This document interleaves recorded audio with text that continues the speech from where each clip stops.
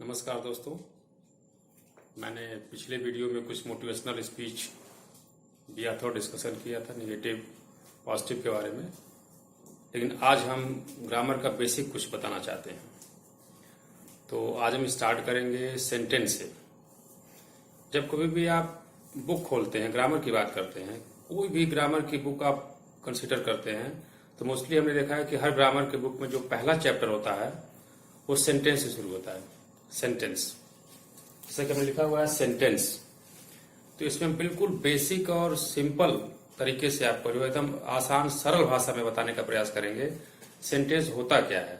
और उम्मीद करते हैं कि ये टॉपिक खत्म करने के बाद आप इसको पूरी तरह से समझ जाएंगे। जो भी आपको कंफ्यूजन होगा, कहीं पर भी आपको शक या लग रहा है कि नहीं समझ में आ रहा है, तो इस वीडियो को पूरा देखने के बाद सेंटेंस से संबंधित सारी परेशानियां दूर हो जाएंगी। और मोस्टली 10th के बच्चों को जो मैं देखता हूं उसमें क्वेश्चन सीबीएसई में आता है रीकरेक्शन, और उसमें आता है रीअरेंज ऑफ सेंटेंस। तो एक सेंटेंस को, वर्ड्स को जो है वो जंबल कर दिया जाता है और उनको जो है सब रीऑर्गेनाइज करके जो है एक सेंसिबल सेंटेंस बनाना होता है। तो उसमें जो है सबसे महत्वपूर्ण पार्ट इसका सेंटेंस, यानी कि सेंटेंस में पार्ट्स ऑफ सेंटेंस का होता है, जो हम अभी आपसे डिस्कस करेंगे।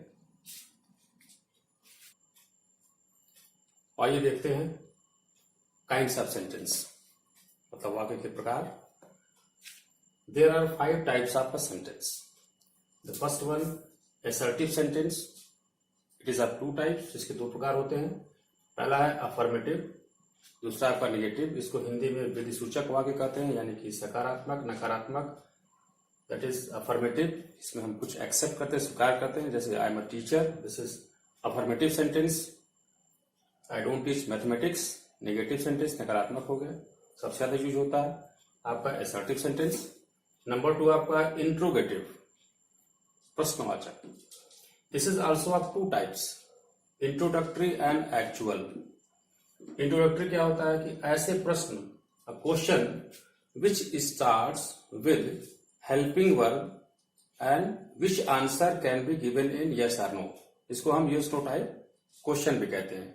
इसमें हम हेल्पिंग वर्ब को सब्जेक्ट के पहले प्लेस कर देते हैं, like is, am, are, was, were, has, have, had, can, could, may, might, whatever. और वो बेसिक यानी कि इंट्रोडक्टरी क्वेश्चन फ्रेम हो जाता है। जैसे आई एम अ टीचर, हमने एम को सब्जेक्ट आई से पहले रख दिया, ठीक है, एम को, तो क्या हो गया, M I a teacher.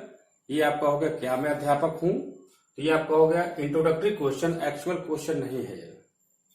Second आपका एक्चुअल क्वेश्चन, मतलब a question interrogative sentence in which in starting we find और वी एड और we write WS type word, that is interrogative or question word, means a sentence which starts from interrogative word WS type, that is known as actual question. WH यानी कि when, why, where, who, whose, whom, how, these are known as interrogative or question words. तो जब WS से word से शुरू होते हैं sentence, तो ऐसे को हम एक्चुअल क्वेश्चन बोलते हैं। तो ये हो गया आपका interrogative sentence. Example, where do you live, what are you doing, why do you go there, etcetera. Next आपका थर्ड वन आपका है इंपरेटिव सेंटेंस, जिसको हिंदी में आ गया या प्रार्थना सूचक कहते हैं। दैट इज 2 टाइप्स हो गया, कमांड और रिक्वेस्ट।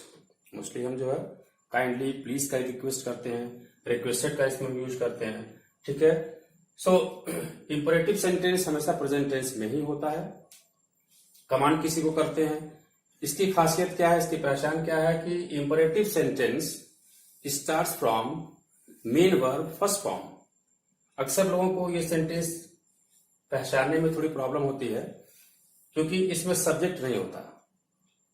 और ये भी कहा गया है कि सेंटेंस को पहले ही हम बता दें, सेंटेंस वाक्य होता क्या है, a group of words having some sense known as sentence. तो उसमें जो है सब्जेक्ट प्रेडिकेट होने चाहिए, सब्जेक्ट भी हो, वर्ब भी हो, पूरी मीनिंग भी बता रहा हो, तो वो सेंटेंस कहा जाएगा। मतलब बिना सब्जेक्ट के अ ग्रुप ऑफ वर्ड्स जो है उसे हम सेंटेंस की संज्ञा नहीं दे सकते, that may not be sentence. Clear. तो इंपरेटिव सेंटेंस हमेशा मेन वर्ब फर्स्ट फॉर्म से शुरू होता है, सब्जेक्ट उस पर हिडन होता है, क्योंकि कमांड या रिक्वेस्ट हम सामने वाले से करते हैं, सेकेंड पर्सन से, दैट इज यू। तो चूंकि सामने वाला सामने है और हम प्रेजेंट में ही उसका यूज करते हैं, इसलिए हम यू को ओमिट कर देते हैं, वो हिडन होता है, छिपा होता है, अंडरस्टूड होता है, और हमारा जो सेंटेंस है वो मेन वर्ब फर्स्ट फॉर्म से शुरू होता है। For example, don't disturb me, come here, stand up, तो ये सारे sentences main verb first form से स्टार्ट हो रहे हैं, और सामने वाला जो सेकंड पर्सन यू है वो अच्छे से समझ रहा है, तो हमें यू स्टैंड अप कहने की आवश्यकता नहीं। अगर हम स्पेशली पर्टिकुलर किसी बच्चे को, व्यक्ति को कह रहे हैं जो हमारे सामने हो, मोर देन वन, तो वहां पे हम कहेंगे you stand up, you come to me. तो ये आपका हो गया imperative sentence, please help me, please go there. तो this is the kind of imperative sentence, आज्ञा या प्रार्थना सूचक। फोर्थ काइंड जो आपका है वो है एक्सक्लेमेटरी, यानी कि आश्चर्य सूचक वाक्य आपका होगा। इसमें हम हृदय के भावों को, विचारों को, सडन जो फीलिंग हमें होती है एक्सप्रेस करते हैं सरप्राइज होकर के, तो आपका होगा एक्सक्लेमेशन वर्ड, एक्सक्लेमेटरी वर्ड। और साइन ऑफ एक्सक्लेमेशन कैसे हम इस्तेमाल करते हैं, इसको हम संबोधन चिन्ह, एड्रेसिंग साइन भी कहते हैं। ये हो गया आपका एक्सप्लेटिव वर्ड, ठीक है। ओ, अरे, हुर्रे, अलास, जैसे alas, he is undone, he is no more. So ये सारे आपके एक्सक्लेमेटरी में आ गए। एक ये फिफ्थ वन जो हमने लिखा है, मोस्टली बुक्स में जो है वो 4 काइंड्स को ही बहुत एलोबरेट करके बताते हैं, बट यहाँ पे 5 जो वन आपका है जो ऑप्टेटिव सेंटेंस, इसमें भी चीजें वही है, इसमें भी हम साइन ऑफ एक्सक्लेमेशन का यूज करते हैं। तो कहीं पर इसको कुछ लोग कहते हैं जो है ये एक्सक्लेमेटरी का ही पार्ट है, can be said. Optative sentence इसको हिंदी में कहते हैं कामना या इच्छा सूचक वाक्य, जिसमें हम जो है डिजायर, जो हमारी इच्छा उसको प्रकट करते हैं, क्लियर, विश करते हैं, कामना करते हैं, that is away from reality, that is only alone only our feelings, जो हमारी भावनाएं होती है, संवेदनाएं होती है, उसको हम एक्सप्रेस करते हैं, लेकिन वो वास्तविकता से बहुत दूर होता है। जैसे काश में राजा होता, if I were CM of Uttar Pradesh I would have done this and that, मैं उत्तर प्रदेश का सीएम होता तो मैंने ऐसा कर दिया होता, गरीबी दूर कर दिया होता, कुछ भी। This is only clear, alone my thought, only thought, सिर्फ मेरी सोच है, सिर्फ विचार है, मैं हूं नहीं सीएम। तो ऐसे सेंटेंसेस को जब हम एक्सप्रेस करते हैं तो उसको हम कहते हैं ऑपरेटिव सेंटेंस, मतलब कामना या इच्छा सूचक वाक्य जिसमें हम पूरी कल्पना कर रहे हैं, डिजायर कर रहे हैं। May God help me, may you live long, तो ये हम क्या कर रहे हैं, विश कर रहे हैं। मे यू हैप्पी जर्नी, मेरे कहने से किसी की यात्रा मंगलमय होगी ऐसी कोई गारंटी तो है नहीं, हम अच्छा सोचते हैं कि ऐसा हो, तो ये हमारा विश है। तो ये विश, डिजायर, इस तरह के जो सेंटेंसेस हैं, जो वाक्य हैं, जिनमें हम ऐसे विशिंग वर्ड्स का प्रयोग करते हैं, इस्तेमाल करते हैं, तो ये जो है इस कैटेगरी में आते हैं, और इस फिफ्थ वन को हम ऑप्टेटिव सेंटेंस कहते हैं। So these were the kinds of a sentence. तो एक बार और थोड़ा सा इसको हम फोकस कर लेते हैं, रिकरेंस करते हैं, आपको जो है रिवाइज कर देते हैं। Sentence, group of words having some sense, having subject and predicate, known as sentence. वाक्य, शब्दों का समूह जिसका अपना एक अर्थ होता है, जिसमें सब्जेक्ट प्रेडिकेट दोनों होते हैं, उसे वाक्य कहते हैं। एक बार फिर से देख लेते हैं इनके प्रकार क्या क्या होते हैं। पहला आपका असर्टिव सेंटेंस या सिंपल सेंटेंस बोल सकते हैं। दिस इज ऑफ 2 टाइप्स, इनके 2 प्रकार हो गए। अफर्मेटिव यानी कि सकारात्मक, in which we accept something, for example I am a teacher, they are moving, clear, he is an advocate, whatever. Second आपका नेगेटिव, जिसमें हम रिजेक्ट करते हैं, नकारात्मक हो गया, I don't waste my time, I don't play football, etcetera. Second आपका हो गया इंट्रोगेटिव, प्रश्नवाचक, ये 2 प्रकार के हो गए। इंट्रोडक्टरी यानी कि basic and actual, basic question, these are frames only by placing helping verb before the subject, for example do you recognize me, clear, are you correct, etc. An actual question which starts from WH type, interrogative word means when, why, where, who, whose, whom, आपके subject से पहले place करना होता है, फिर helping verb हो गया, फिर सब्जेक्ट और रेस्ट आपका मेन वर्ब हो गया, ऑब्जेक्ट हो गया। जैसे where do you live, why do you waste your time, ये आपके एक्चुअल क्वेश्चन होगा, प्रश्नवाचक। थर्ड वन आपका हो गया इंपरेटिव सेंटेंस, यानी कि आज्ञा या प्रार्थना सूचक वाक्य हो गया।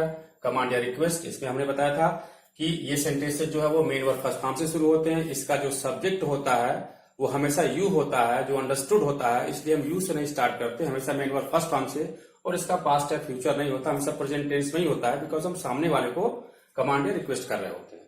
जैसे stand up, do your work, don't disturb me, please help me, etcetera.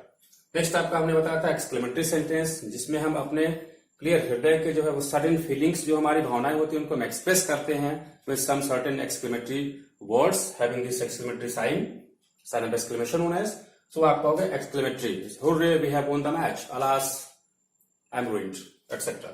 Next आपका इसी का पार्ट कह सकते हैं, that is 5th one, that is optative sentence. इसको हम कहते हैं डिजायर या विशिंग वाले होते हैं, जिसमें हम किसी को डिजायर कर रहे होते हैं, कोई अपने विश कर रहे होते हैं, कामना कर रहे होते हैं, इच्छा को प्रकट कर रहे होते हैं जो वास्तविकता से परे हो सकता है।